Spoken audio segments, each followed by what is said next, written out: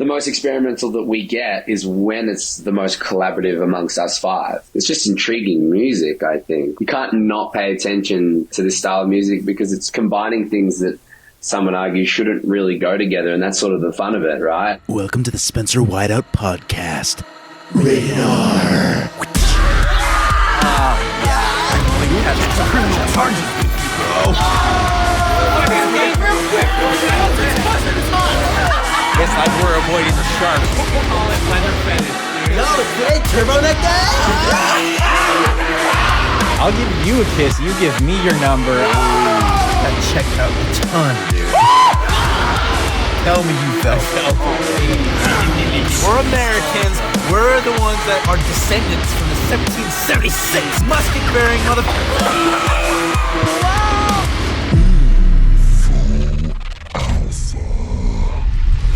Welcome back to the Spencer Whiteout podcast, where we collect experiences as badges, memories as treasures, and stories as wealth. Today, I interview Dale Tanner of the Australian band Ocean Grove. We talk all about their eclectic influences, live shows, challenges overcome, favorite lyrics, and new album, Oddworld. Let's dive in. Starting off, what is the biggest misconception about Ocean Grove? We're from Ocean Grove. It's a place is that a real place? Yeah, it is. It's a place down here in Australia, near where we live. And it's the most common question that we get. But we are not from Ocean Grove, but the name is definitely the inspiration. Yeah, just a little cultural appropriation. Just steal the name. Yeah. Okay, and then explain the Ocean Grove Collective for those that are new to the band. You guys have been around for quite a while, almost 15 years now. A lot of different styles, a lot of different member changes, but kind of the core trio has been the same for the last while here. The members and the face of Ocean Grove has evolved over the last sort of decade, but the core unit, as I say, has sort of always sort of remained relatively the same. Twiggy, Sam, and myself are essentially the live performing unit that sort of tours the world, and that's sort of the image that people see in most photos and videos, and that's sort of the Ocean Grove we present in a public sense. But in a more broader sense, Ocean Grove isn't just limited to sort of that. What we've really embraced with this album is this idea that we've termed the Oddworld Collective, which is sort of a bigger umbrella that kind of also includes these studio members that have kind of been there from the beginning and were once in the live performing aspect of the band, but have since gone on to sort of not necessarily depart fully from the band, but depart from performing live and touring. So when both Matt Kopp, aka Running Touch, and Luke, our previous frontman vocalist, both departed, they remained within the sphere of Ocean Grove, but in a kind of behind the scenes sense, and were still involved when it came to writing music, coming up with ideas for music videos and artwork and all these kinds of things. Like, they were still very much included in the conversation, and in any way that we could include them and have them part of the team, they were, and it was still this collaborative effort. It's just that their faces were no longer sort of in the forefront. But with this album, we wanted to be a bit more intentional about how collaborative we were going to be and how much this collective was going to sort of be involved in the writing and the creation of this album. And that very intentional inclusion of everyone and working together, and especially after lockdown, all being able to actually be in the same room together and write this record together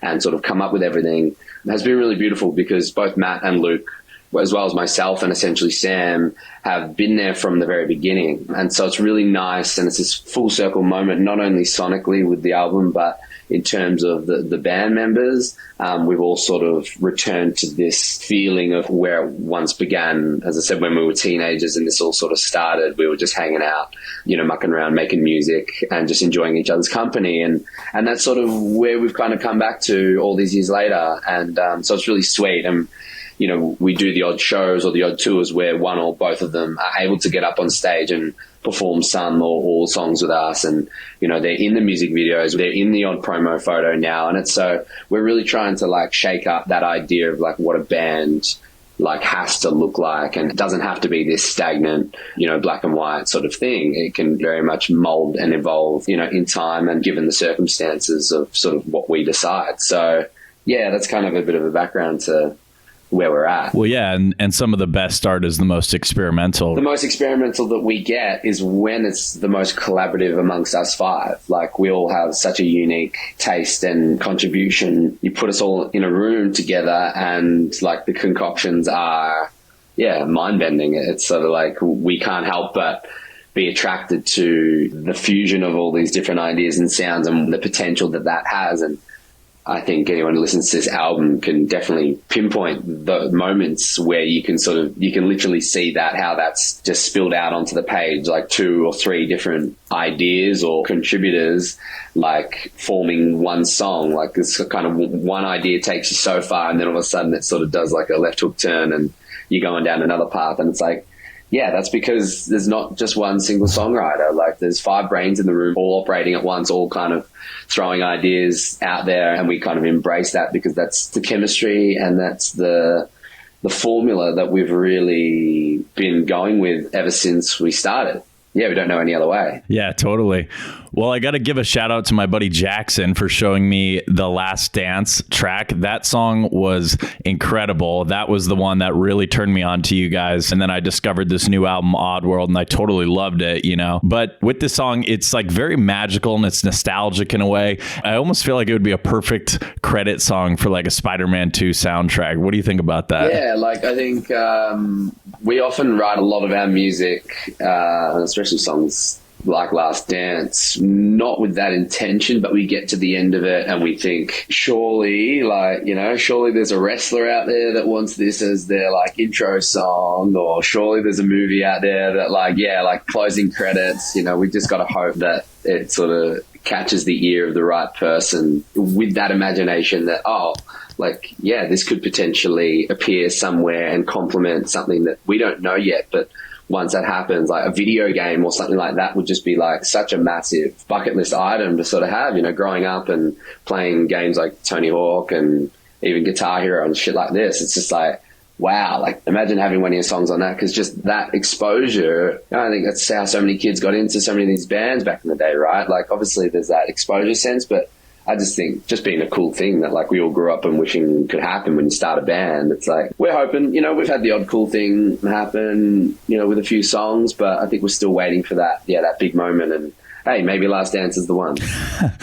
I would hope so. I love that track. Tell me about a little bit of the background for that and how special of a track is that for you personally? That's a really special track. Definitely one of my favorites on the album. And when we wrote that, we were, going back on what I was saying before with this sort of really intentional coming together, collaborative effort. We kind of hired like a farmhouse Airbnb for like a week. We all live in different parts of Victoria, Australia, and mostly we will record with Sam at his home studio, wherever that is, wherever he's living. Our drummer Sam is like our guy, and so we'll often be at his home studio recording. But trying to fit 5 people into sort of a small home recording studio isn't necessarily like the best vibe, especially if there's nowhere to go and there's like, minimal sort of sunlight and things like that. We just sort of felt like the need to kind of get out and bring us all to sort of like a neutral location and be able to get some fresh air but no distractions. And that's very much what this Airbnb was like, and it's where a nice portion of this album was written. And Last Dance, a big portion of that song, lyrically and recording wise, was done at this session. And so every time I sort of have to reflect on the creation of this song, I think of that time and that moment, which is really beautiful because like we were just surrounded by like rolling green hills, like, Windows 95, like screensaver shit, just beautiful, like country, like Victoria. And the sun was setting and we were sort of trying to find inspiration about what the song was kind of going to be about. And, all of a sudden we were just sort of sitting in this room with bunk beds and it all came together quite quickly. And, it's a song essentially about embracing the inevitability of death and the inevitability of everything being finite. And rather than, letting that sort of dictate your life in a way that's, to be feared or sort of, like pushed away. It's like, these moments, whether it is in death or whether it is in just the death of a moment, the fact that every time a second goes by, it's like that moment's gone, it's never coming back. And and sort of being very present, being very conscious, and the beauty of sort of being very alert and conscious and present in any given moment. It means that at any given moment, whether that is, the death of a loved one, or let's say, the end of the world or whatever it is, it's kind of like, it was a really nice image as the sun was setting to imagine, being with a friend or a partner and having one final dance as, comets are coming down from the sky and the world's about to end, or, you're holding the hand of a loved one that's about to pass away, but you're singing a song that you both love. Or it was just like a very sweet sentiment that I think needed to be captured in a song. And now that we have, I'm sort of like, oh, sweet. Like, we have a song that sort of stands for that. And then when I think about performing it live, I think that really resonates in a live performance sense, because that's live music. It's like, this moment's never going to happen again. We're all here together at this venue, this show, everything about it, the people you're with, like, it's now. You're never going to get this back. You're never going to be as young as you are in this moment. So have a dance, grab a friend, whatever it is. And that's a bit mushy, but like, I think if there's going to be one ballad song on the album, like, it might as well make it pretty soft-hearted like that. So that's definitely a very special one. And as I said, really looking forward to performing it live. And it's just it's a sentiment that really hits home a lot for me. So yeah, man, it's a great track. It had me in a chokehold on repeat for a while there. Yeah, that's the idea. What's your favorite, like, heavier track from the album? My favorite heavier track, it's a toss-up. Often I can't truly decide on what track that is until we've performed it live. So far we've only performed Fly Away, My Disaster, and Raindrop. And it's even a toss-up between those three. They're all so uniquely fun to play on stage. But I think a standout song on the album that wasn't a single that's definitely always worth a mention is Stunner. I think Stunner is just like such a fun encapsulation of like what Ocean Grove is about. And again, is like a really great example of like the Oddworld Collective sort of in action. Like Running Touch had a contribution in that song. His voice is sort of what leads that intro and that verse. So that's not me, that's not Toogie. Like, that's Running Touch, that's his voice. And the last time anyone's probably properly heard his vocals sort of lead a section is like Thunderdome back at our like debut album. So it's really cool. Like, that's like a very full circle moment to be like, okay, like here's another moment that you haven't really heard for a little while. Yeah, and then the very bouncy riff comes in, and that's just like classic sort of OG groove, new metal sort of chorus, like Sam and his production and his sort of genius. The lyrically and the vocal performance elsewhere with like Twiggy and myself, it's very much the Oddworld Collective at play there. And I'm really looking forward to playing that one live too. Like, I think that's just going to be big crowds just jumping in unison and having a fun time. And, it's got grit, but it's like sexy. And for being a sort of a heavy track, yet it's cheeky and it's fun, it's like, that's Ocean Grove to a T for me, like being able to have fun, but also with this record especially, have some really hard-hitting moments at the same time. So, yeah. Okay, and then what is your least favorite Ocean Grove track?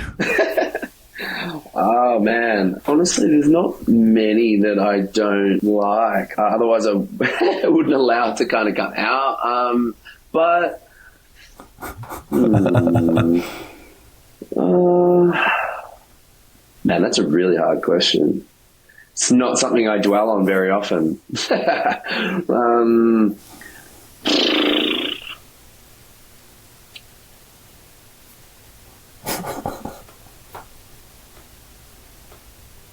I don't know if I can even answer that, man.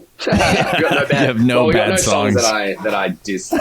Let's put it that way. I don't think I'd allow it. I wouldn't put it out if I didn't like it. There you go. And I know things age, and you sort of, in retrospect, you sort of go, oh, I wish I didn't do that. But I don't know. I don't really think about that stuff. It's just like, yeah, that was me at that time, and I thought that was cool then. So, like, that's life. Well, there you go. That's a good place to be. Yeah, no bad songs on record. Okay, yeah, so full disclosure, I had like heard about your guys' band, over the years, but I hadn't really checked it out. I remember liking Intimate Alien a ton, and then I remember Silver Lining, which was a really cool track. That one like reminded me of Oasis a little bit, but this new album was so fresh, and I just had to get in on the conversation. This one really feels like a love letter to nu metal, and I'm a huge fan of like nu-metalcore and all that stuff. So it's funny to see like the last few albums that you guys had being a little more 90s inspired. And now that time's gone on, you guys have aged up and now you're kind of doing this 2000s sound. So is this kind of like a love letter to your childhood? Because that's kind of how it feels when I listen to this album. I think that's a really good way to put it. I think we very much set out to write this album with the intention of making it a full-forced late 90s, early 2000s nu metal record, and just based on all the influences that we loved growing up, and taking that, not just doing a spin-off of it and a recreation, but like our own Ocean Grove 21st century version of that, because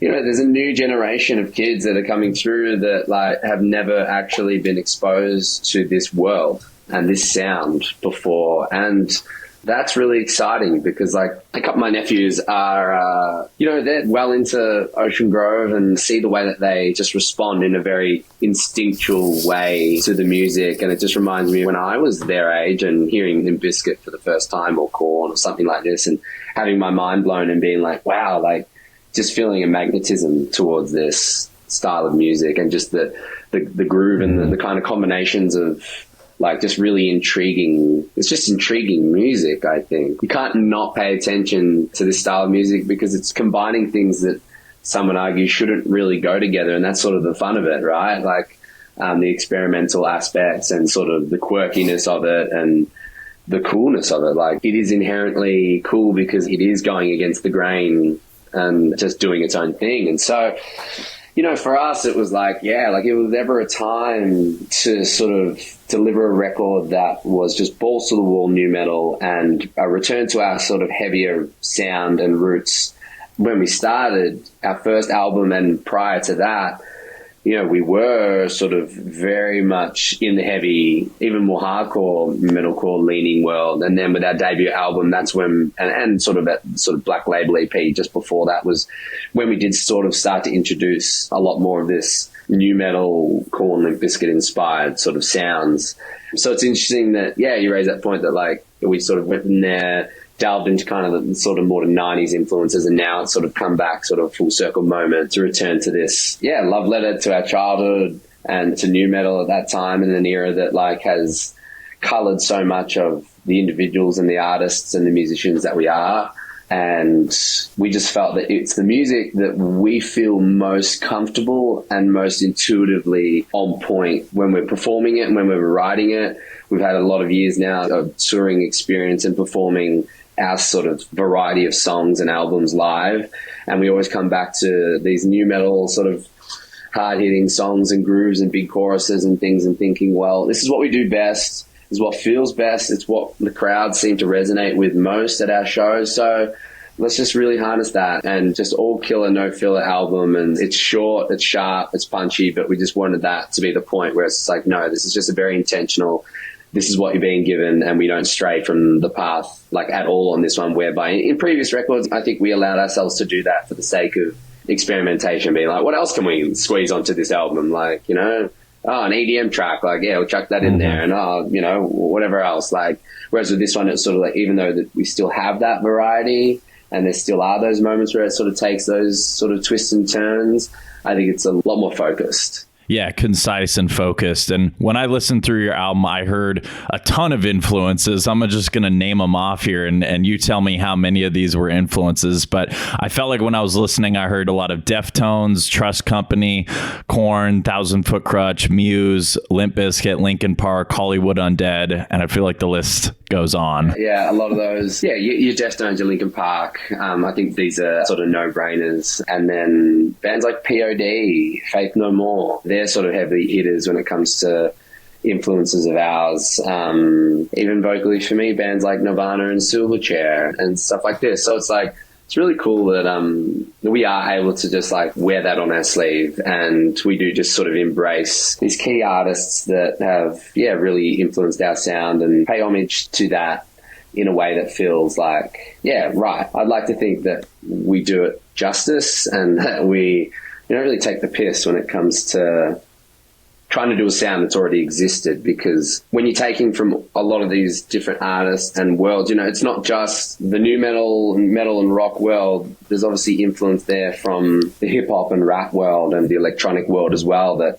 members of the collective are bringing to the table as well. And Sam, our drummer, is a big fan of Pharrell Williams as a producer and sort of, you kind of NERD and stuff like that. Like that even finds its way and weaves its way into sort of what we do. And so whether it's vocally in terms of a style that like myself or Twiggy might draw upon, being a fan of something like, an Oasis or a Pearl Jam or something like that, or production-wise for Sam, a Pharrell Williams or a Trent Reznor or something like that. And so it's really cool that like these influences aren't just sort of a single stream, because there isn't a single songwriter. We've got 5 songwriters, 1 producer, all the different influences coming from different areas. Running Touch, he's got years of experience in the electronic and sort of EDM world. So he's pulling from areas and expertise and his ability to produce sounds and beats and things like that in a way that like none of us could do. And then Luke, he's got plenty of influence of his own from sort of the hip hop and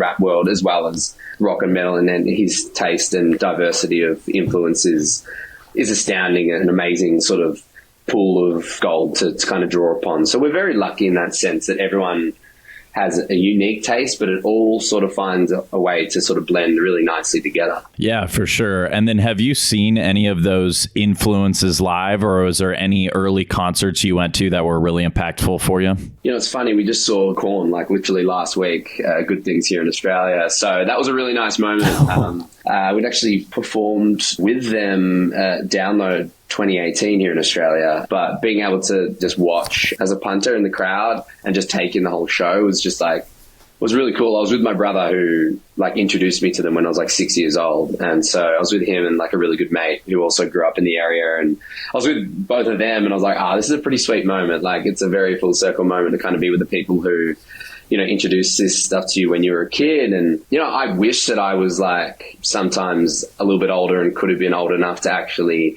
go to these shows when they were happening, like at their inception point, 99, 2000. Like I remember being at Big Day Out, I think it was 99 or 98 when Korn headlined then in Australia. I remember being there because my mum used to work at the food vans, like outside, like selling the donuts and everything. And so she'd like bring me along because like we couldn't afford a babysitter. And it was just like, I'd just get taken along to these concerts. And so I remember like being there in like that mood of like being at a Korn concert without actually seeing them and having sort of already kind of glimpses. And I remember seeing like this vivid image of my cousin running along. He'd either bought or maybe stolen, I think maybe the latter, this like Korn like shirt and just like running towards me. And it was just this funny moment of just stood out in my memory for so long of just like one of my first kind of concert experiences, even though I didn't witness any music.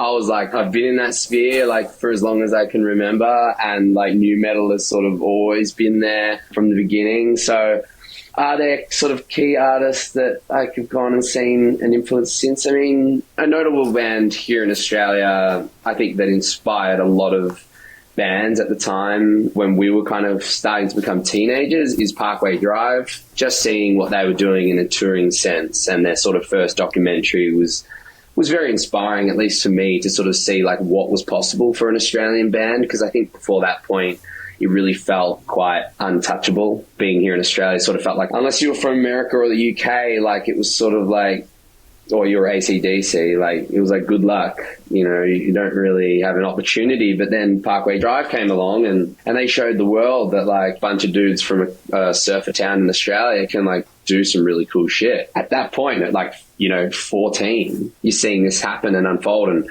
going to a Parkway show and sort of being like, wow, this is like a movement. This is really cool. And this is happening like on my doorstep. That was definitely like really inspiring, like for us, like when we were starting out as a band, to sort of have that example that like, not only is this possible, but like you can see the world and you can do the most like, you can fulfill so many dreams just like through this vessel of music and being in a band. And so I think some of those early hardcore shows, going to see bands like Parkway Drive, even though that's not the sound per se that we were destined to actually pursue, it was the example of like being in a band and the live sense that really inspired me when it came to those shows. And I just had a childhood of listening to sort of a different style of music. But then when it came to my turn and our turn to write it, that's when that sort of got funneled in. So it's sort of like a two-pronged thing, I would say. You know, we sort of missed that boat of actually being able to see a lot of these new metal bands when they were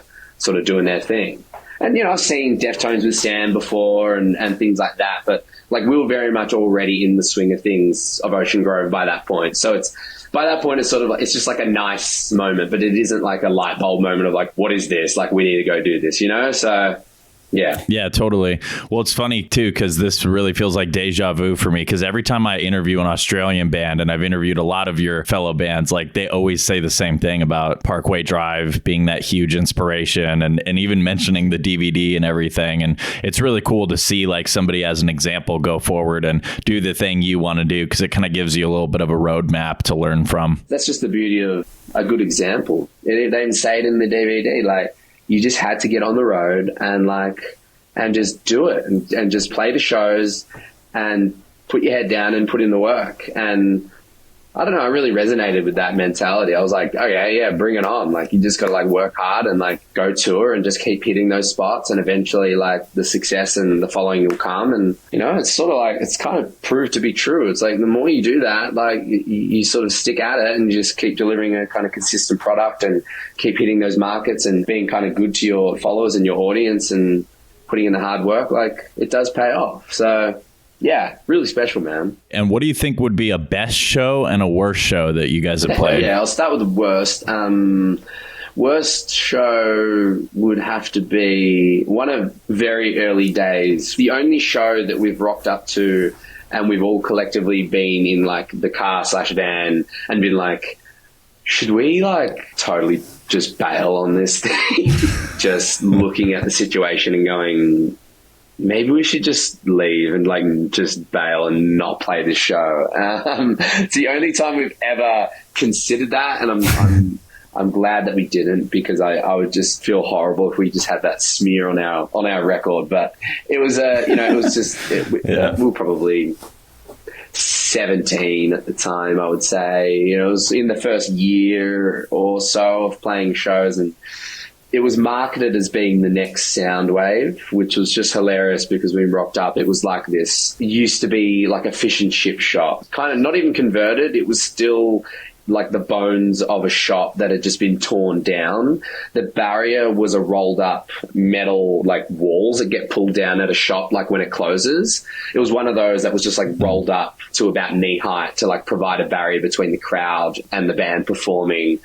Like the stage was floor height, and at the back of the stage where the drummer was set up was like still a kitchen sink for where, you know, I don't know, people are washing their hands after they're preparing a meal for a customer. There was a TV up on the wall, and the owner or the promoter was playing Guitar Hero between sets, which I thought, oh yeah, like that's kind of fun. But like what wasn't fun was that he wasn't sharing the guitar with anyone. Like he was just playing himself like for entertainment, and everyone else was standing around being like, yo, like give us a shot. Like the show itself was actually kind of fun. Like we had a few friends come along, and I can still remember a few bands that were on the lineup, and you know, there was probably like 50 people or so there just crammed into this little shop, and it was fun. But like every other element to it was just like, oh, this is just so grim. Like this is so shit. Like what are we doing?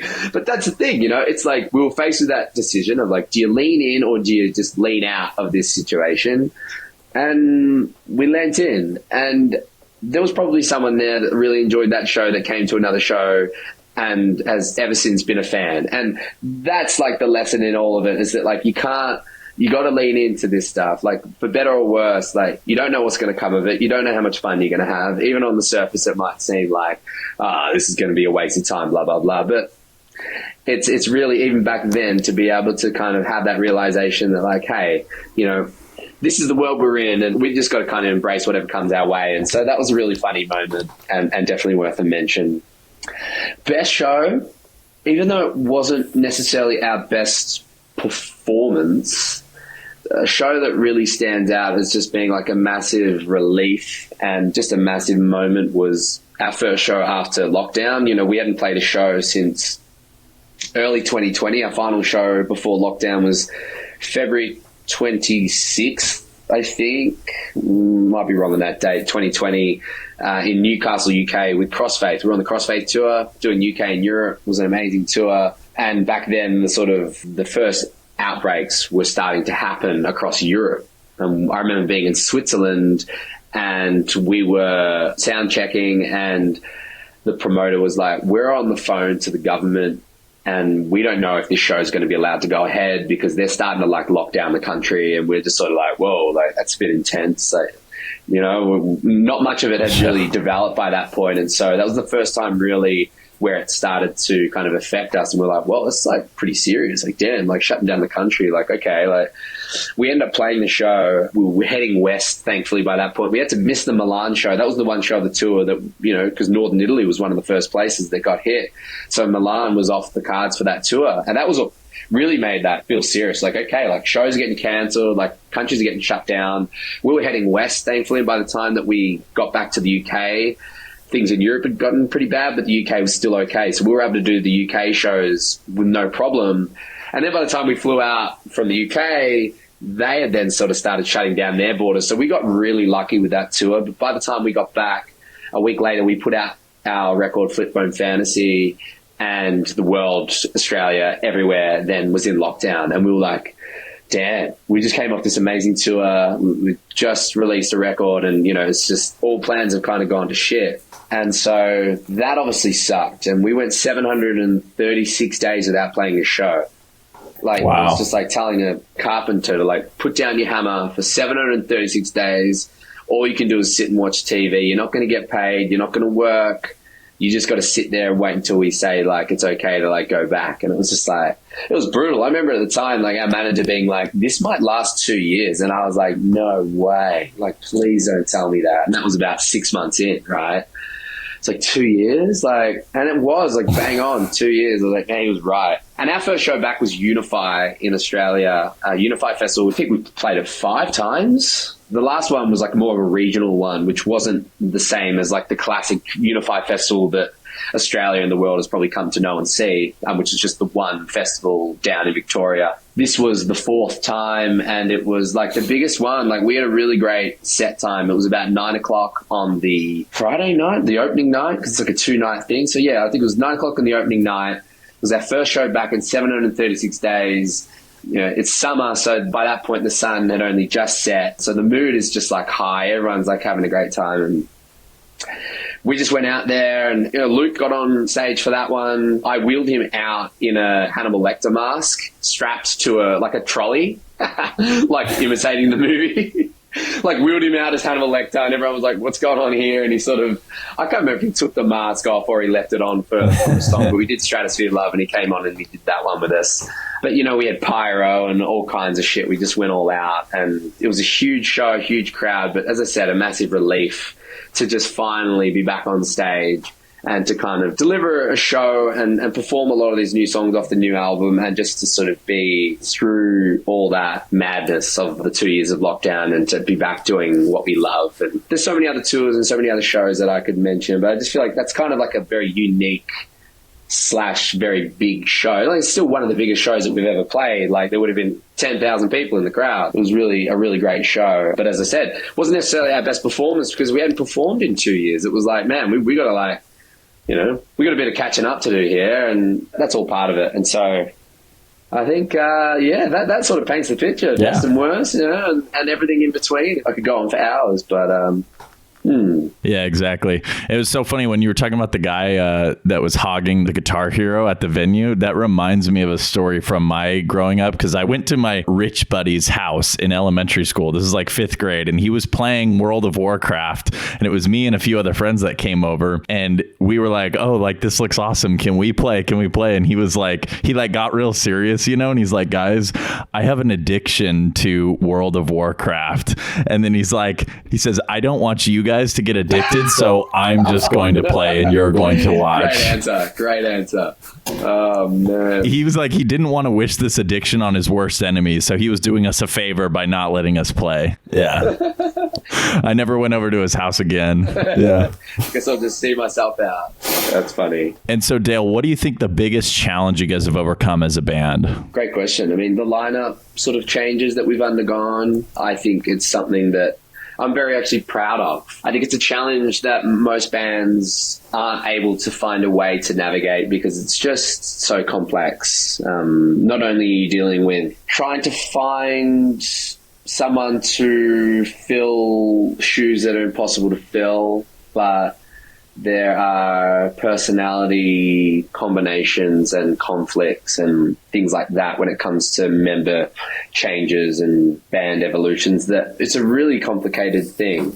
And so as we've seen, as history shows us, is that when a vocalist leaves the band or a band is sort of facing this kind of like moment of member changes, more often than not, it doesn't work out. And if it does, it's never the same. And not to say that like Ocean Grove has sort of stayed the same, but I think we're lucky, but I don't think it all comes down to luck. I think it's come down to the strength of our friendship.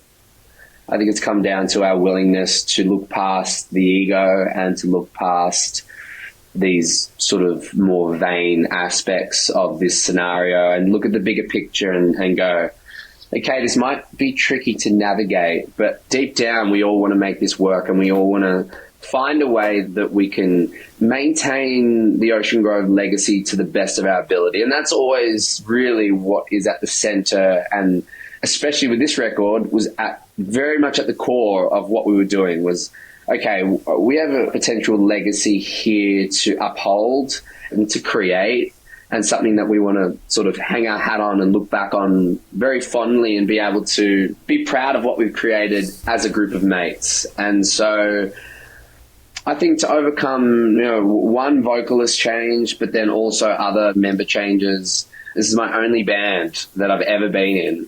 I started it when we were in high school, when we were like 16. Wow. We were just kids. We had no idea what we were doing. We just started it because we had a shared passion and love for music and a specific type of music. We all got along as friends and it was really fun to hang out, and there was really not much more to it than that.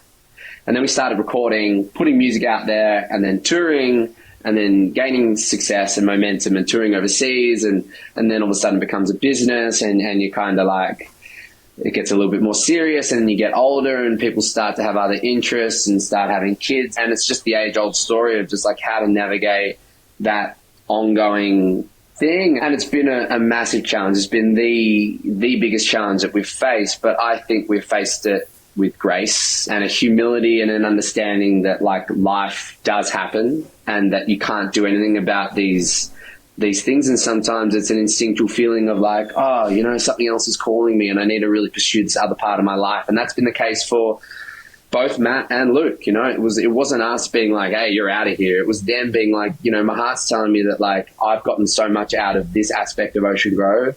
It's now time for me to sort of pursue other things in life. And that's what my heart's telling me. And that sort of left us in a position of being like, all we can do is really support that as mates, right? Like a mate comes to you and says that, like you're not gonna go like, oh, don't be an idiot, like come do what I want you to do. It's like, no, like awesome, man. I'm glad that you could be honest with me and share that with me. Like I'm really excited for you and I want to like support you in that next chapter of your journey. And so we've been faced with those moments, and as I said, like it's been really nice to kind of embrace that despite how challenging. And sure, there's a part of you that goes like, oh, like I really wish that we didn't have to be doing this right now, but you have to, because to resist it would just be folly. It just, there's no point in resisting it. So embracing it and trying to navigate it in the best, most humble and positive way that you can, time and time again, that's just been proven to be the best way out of it. And so the fact that we can still stand here today, deliver a record like we have, all as mates, all being in the same room together, despite everything that's gone on, I think from the outside looking in, a lot of people would be quite astounded to see and to hear that, oh, wow, like even though these members have kind of left and gone and done their own thing, and on the surface it seemed like, oh, surely it was just this ugly breakup where like they all hate each other now and they're not mates anymore. And, you know, oh, the band's continuing, but like, oh, it's just a couple of them and it's probably going to suck. It's like, I'm so grateful that's not the case like it normally always is. Yeah, that's usually the case. First and foremost, we're all still the best of mates, and like we spend, you know, as much time now together as we almost did back then, and we're still just as in each other's lives as we always have been. And so that's most important. And then the fact that we've been able to kind of create this record together and it be a very strong record that I think represents us all as a collective. Yeah, that's the greatest conquering of a challenge that I can think of for this band. I'm super proud of it. Yeah, it's incredible. The focus on friendship and leaning into the challenges, like you were saying. And so to finish out this interview, I got a couple more questions for you. What would you say your favorite lyrics are on the album? I think a fun one, it feels really powerful when I'm singing it, is... Girl, You Got Me Hollering. Yeah, man. There's a lot of power in that one. No, Fly Away. You know, I really love the chorus lyrics in there, like, are you with me when I fly away? Like, that really encapsulates a lot of sort of what we're doing with this record. It's kind of like we're just doubling down on who we are and what we're doing as Ocean Grove. And we are ready to ascend as individuals and as a band. And like, we're just taking no prisoners. Like, are you with this or are you not? Because like, we're about to just like start forging a path forward as Ocean Grove and creating this Oddworld universe that like we've already been creating for years, but like now we're really putting a stamp on it. And like, we're creating this like sort of experience and journey for you to take part in. And I think that lyric is like really sums that up really nicely. And yeah, live already, like in the few shows that we've performed at, especially the headline shows we just did recently, like we were opening with that track. And that was like the first moment where as soon as that chorus kind of hit and I'm there on stage, like seeing like, are you with me when and it's just like mic to the crowd immediately. And the whole audience is just seeing the Fly Away, blah. And it's just it gave me chills. I was just like, holy shit, this is awesome. It gets stuck in your head. Yeah. So I was also going to ask, so for me as a filmmaker, I tend to get inspired by music to write films, and that's like a big source of inspiration. So I was wondering if there's been any movies that have inspired you guys to write music, and also if you could put an Ocean Grove track to any movie, what would it be?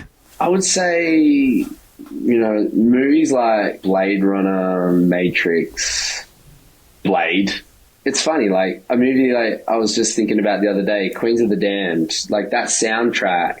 I remember thinking like, wow, is that like one of the only movies that's like fully embraced like kind of like a heavy music world like soundtrack? And like, has there been many? Of course there's others that like are probably in the underground that like, yeah, feature quite a good track listing of like sort of heavy music. But like, you know, that's kind of a movie that for me growing up, I knew the soundtrack better than I knew the movie, right? And that I think is like a really peculiar thing that I think should exist more for the heavy world. Like this music complements certain movies and certain styles of movies so well. I don't understand why it's not being utilized more. Yeah, I agree totally. Yeah, like obviously that's the shit that like comes to mind when I'm like, oh, like if I was to have an Ocean Grove song like appear somewhere, like it would be somewhere like that. Kind of needs to be that sort of like dark, grimy, like science fiction fight scene world. Would you agree, you know? Yeah, totally. Well, I'll keep you guys in mind next time I make a film, you know? Maybe I'll have to throw some OG in there. Yeah, we'll take it. Moving forward, do you think you're going to continue this new metal sound and aesthetic in any way? Or do you think, you know, it's just going to keep experimenting and who knows what's next? I would imagine that, like, we had so much fun and it felt so intuitively aligned with the Ocean Grove ethos and just like where we are at as musicians and just sonically, like just the journey that we've taken. Writing Oddworld just felt so at home, and it's such a short record that I think there's still a lot more juice in that sentiment. I think if we were to just now venture off and like now just do a completely different thing again, it wouldn't do justice to sort of this foundation that we've now laid ourselves. So I'd be very surprised if we didn't sort of have a record that is somewhat of a brother-sister pairing to Oddworld, and really like just a complementary album to sort of follow up and I sort of think of significant other into Chocolate Starfish, 99 to 2000 kind of combo. I'm like, oh, it'd be pretty sweet if we can get a record out by next year, and it very much kind of complements the one prior, because that's then like a lot of fuel to go out and tour the world and really like sort of do some damage. So that's kind of where my head's at. Yeah, like having two albums back to back in the same sound can be really powerful. I mean, you look at bands like Northlane who have a certain style and then they experiment, but they'll stick with a certain style for a bit, you know, and then after that's played out, you know, then they kind of go and do something new.